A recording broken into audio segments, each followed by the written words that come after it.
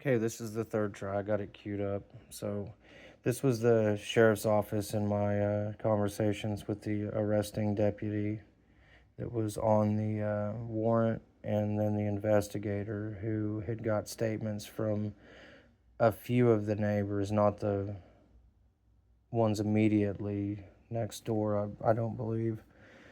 But here we go. Oh, shoot, you got me. Okay, so all signs have led me back here.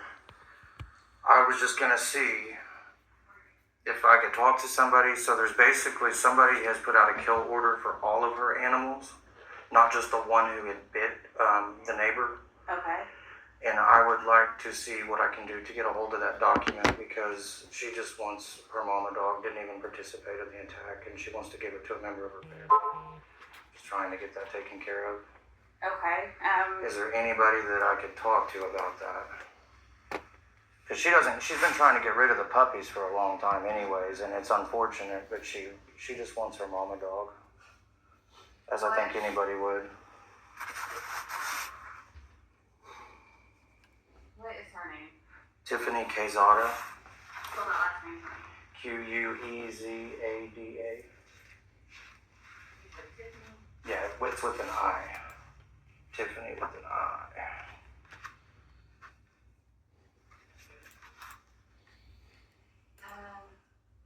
Deputy Seesaw is the one that was on that case. Thomas Grant. I'm sorry? Thomas Grant Kezo.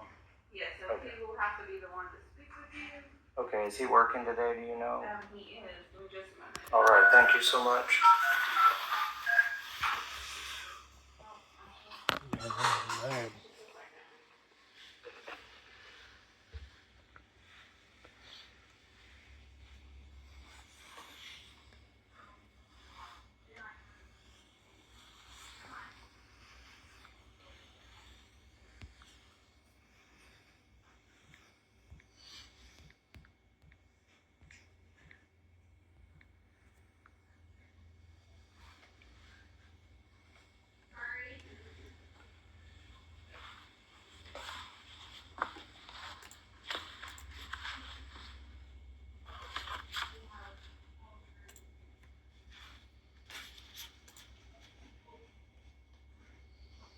Good morning. Hey, Deputy Kezo. Marcus Ray. Deputy Keesaw. That's Keesaw, okay, see, Keesaw. So, basically, I'm a friend of Tiffany's, just trying to help her out and figure out if there was a kill order in place for all of the animals.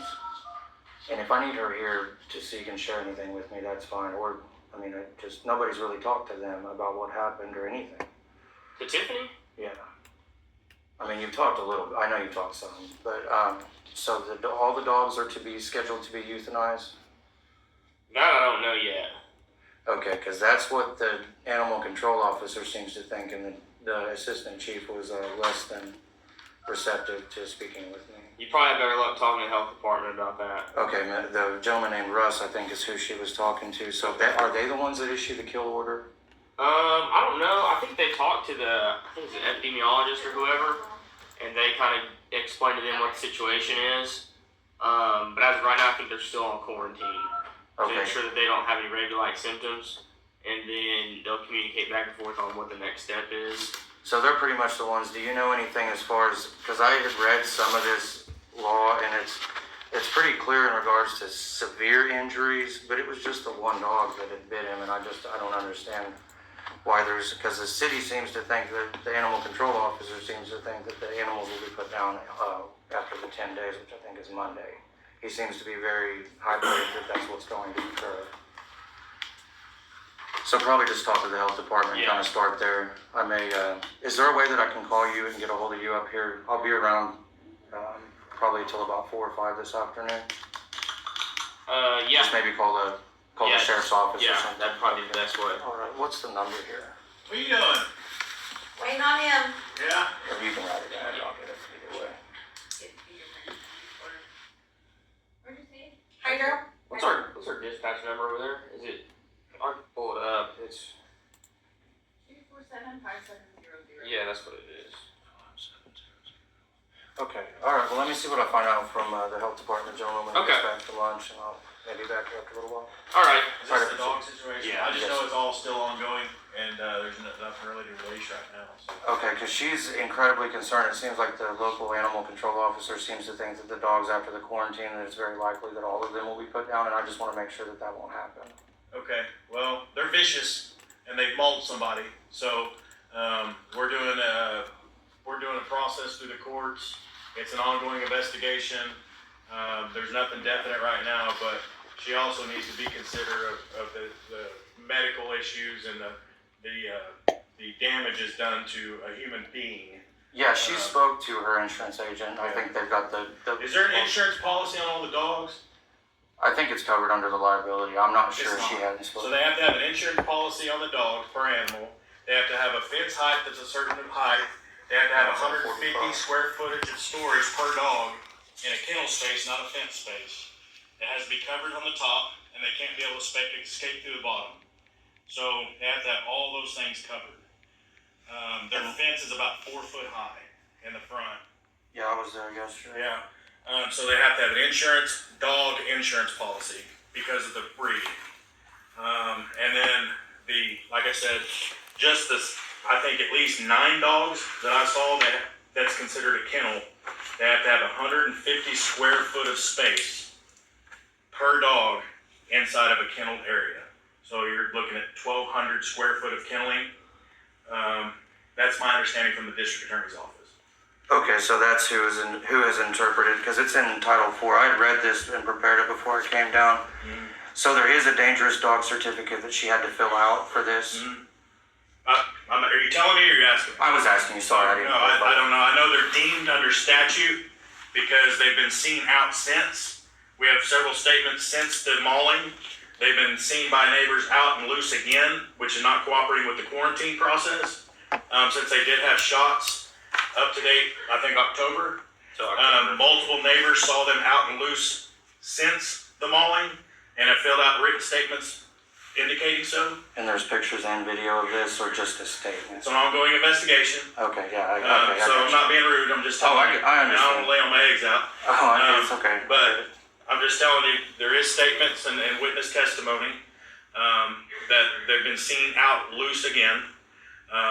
And so they didn't cooperate with the quarantine process. But they also mauled somebody. That's a strong word, but yes, it's very strong because there's someone missing part of their foot. Multiple stitches, so once you get past one stitch, then you have at least... It's a severe injury at that point. Okay, yeah, I read that too. Yep, so you've got multiple stitches. So it says... by doctor's report. I just have one question though. So it says that there was one dog that attacked him, that bit him. One dog. At least 5. So 5 separate dogs bit him? At least 5 involved. Now, I can't tell you which ones actually did the biting, but if they're involved in the takedown, the process, just like humans. Yes, sir, If we absolutely. back into a corner. Oh yeah, for sure. You know, so I'm not gonna, I mean, we can't ask the dogs. You know, we For sure, can't yeah. question them. Oh yeah, So, I understand. So yeah. Are you Investigator Chris Leo? Yes. Okay, Yes. all right. And so that's the process we're trying to narrow down with our courts, with a judge, and everything like that, because we don't want the next victim to be a little kid. So were all the immediate neighbors that live right next door, were those interviewed as well as There's several neighbors that have been talked to.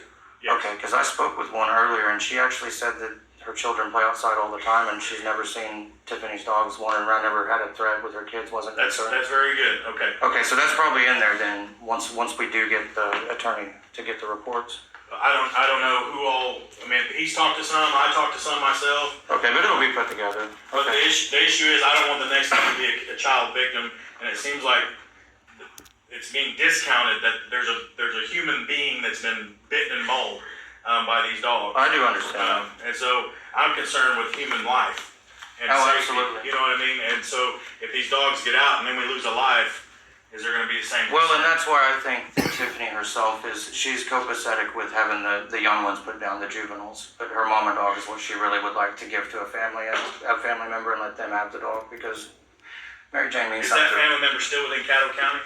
So it can't be within the I'm county? asking. No, I didn't say that. I'm Okay. asking you a question. More than likely. Now, I know that she has some family in Texas, so it's possible that could be an avenue with the dog, if that would satisfy everybody. I think. I don't know. I personally don't want the dog out ever again.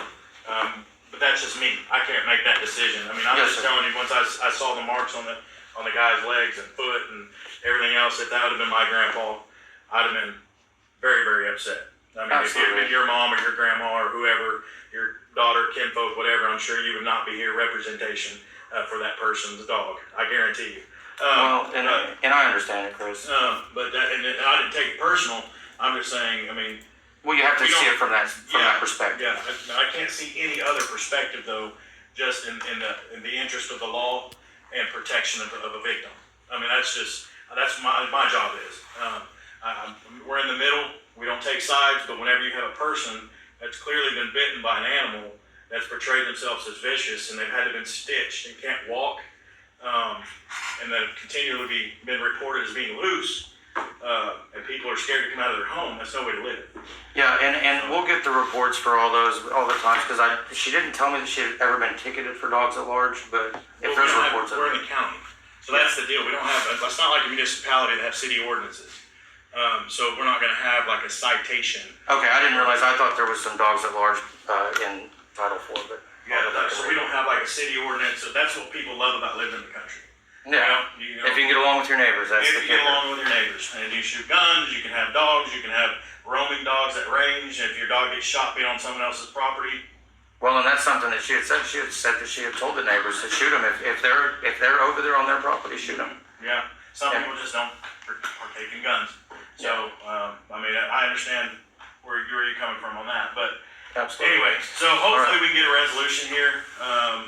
I think it probably would have been simple to just relinquish ownership and just move on.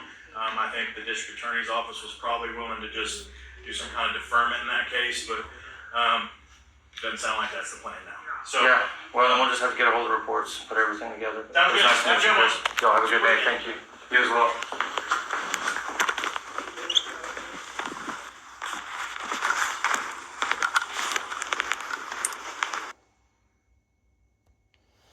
All right. Well, that was, excuse me, it was me talking with Investigator Chris Leal, the Caddo County Sheriff's Department. He's had a peace officer's certificate. I don't have the docs up here, I think since '03 at some point, but been there a while. Been there, done that, I'm sure. But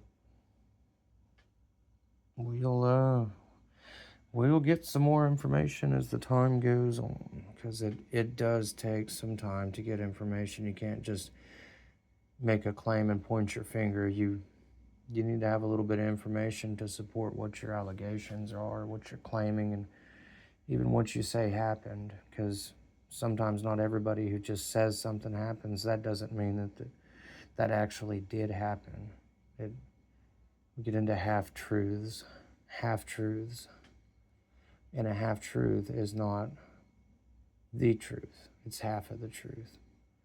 And the fact that Miss Cazada was never even interviewed and asked anything other than the records, the vaccinations for the puppos and the doggo.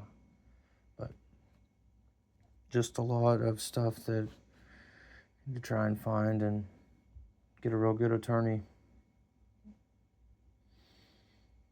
I wish that I was one, that I could say, here's my OBA number, but I wouldn't fit in with the crowd at all. I think I fit in with the citizens a little better in trying to right the wrongs that have been conducted against them.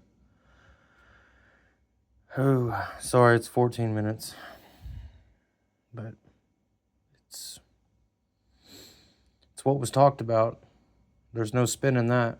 Whenever you got a conversation, that's where the proof is in the pudding.